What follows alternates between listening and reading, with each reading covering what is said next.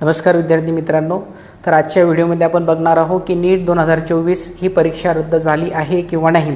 जर रद्द झाली असेल तर ही परीक्षा कोणत्या डेटला होणार आहे आणि रिझल्ट कधी लागणार आहे आणि आपली समोरची काउन्सिलिंग प्रोसेस कधी सुरू होणार आहे याची संपूर्ण माहिती आपण या व्हिडिओमध्ये बघणार आहोत। तर तुम्ही बघितलं असेल की 4 जूनला जसा नीटचा रिझल्ट हा लागला तेव्हापासून विद्यार्थ्यांच्या मनात तसं पालकांच्या मनात एक धांदळ निर्माण झाली आहे। का झाली आहे? कारण की 2022 मध्ये जर पाहिलं आपण तर 4 विद्यार्थी फक्त फर्स्ट रँकवर होते। त्याच्यानंतर 2023 मध्ये पाहिलं तर 2 विद्यार्थी रँकवर होते फर्स्ट, आणि एकदम 2024 मध्ये 1 नंबरच्या रँकमध्ये फर्स्ट रँकवर एकूण 67 विद्यार्थी आले। आणि त्यातल्या त्यात अजून एक गोंधळ उडाला की 720 पैकी 718 मार्क्स कसे आले, त्याच्यानंतर 719 मार्क कसे आले। तर या मार्क्सवर वेगवेगळ्या विद्यार्थ्यांनी वेगवेगळ्या पालकांनी कोर्टामध्ये याचिका दाखल केली। 11 जूनला त्याचा निकाल लागला तर कोर्टानं एनटीएला विचारलं की याचं स्पष्टीकरण तुम्ही द्यावं किंवा 720 पैकी 718 आणि 719 गुण कसे मिळाले। तर एनटीएने यावर उत्तर म्हणून सांगितलं की आम्ही त्या विद्यार्थ्यांना ग्रेस दिला। तर ग्रेस का दिला? तर विद्यार्थ्यांना वेळ कमी पडला, म्हणजे काही कारणास्तव त्यांना वेळ नाही मिळाला। तसं जर पाहिलं तर ही जी परीक्षा असते नीटची ही असते ऑफलाईन।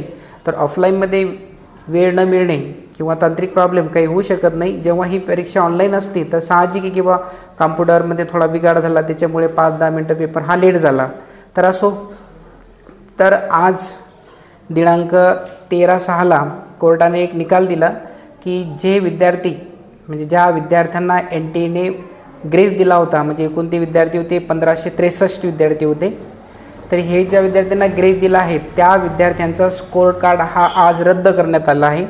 म्हणजेच नीट एक्झाम होणार आहे परंतु त्या फक्त 1563 विद्यार्थ्यांचीच होणार आहे आणि ती 23 जून रोजी होणार आहे।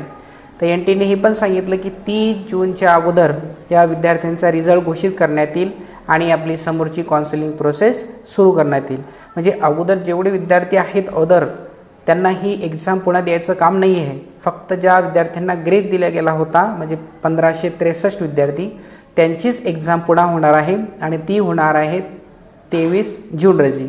तर कोर्टामध्ये अजून काय सांगितलं की एक प्रश्न विचारला गेला कोर्टाला की ज्या विद्यार्थ्याला समजा कमी मार्क्स आहेत तर ते विद्यार्थी पुन्हा पार्टिसिपेट करू शकतात का?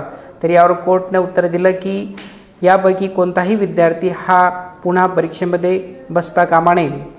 फक्त ही ऑर्डर 1563 जे विद्यार्थी आहेत ज्यांना आपण ग्रेस दिला, एनटीएने ग्रेस दिला, त्याच विद्यार्थ्यांची परीक्षा पुन्हा घेण्यात यावी आणि रिझल्ट हा 23 तारखेला लावण्यात येईल किंवा 30 जूनच्या अगोदर लावण्यात येईल आणि त्याच्यानंतर मग आपली काउन्सिलिंग प्रोसेस सुरू होईल।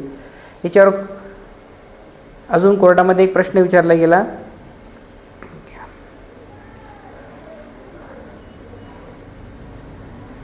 की जे विद्यार्थी समजा 720 पैकी 720 गुण मिळालेले आहेत तर त्यांची चौकशी होणार का? तर एनटीएने थेट नकार दिला। फक्त एनटीएने एकच सांगितलं सर्वोच्च न्यायालयाला की जे 1563 विद्यार्थी आहेत त्यांना आम्ही ग्रेस दिला तर त्या विद्यार्थ्यांची परीक्षा पुन्हा होणार आहे, तर बाकीच्या विद्यार्थ्यांना परीक्षा देण्याची गरज नाही। तुमचे जे मार्क्स आहेत ते आहेत।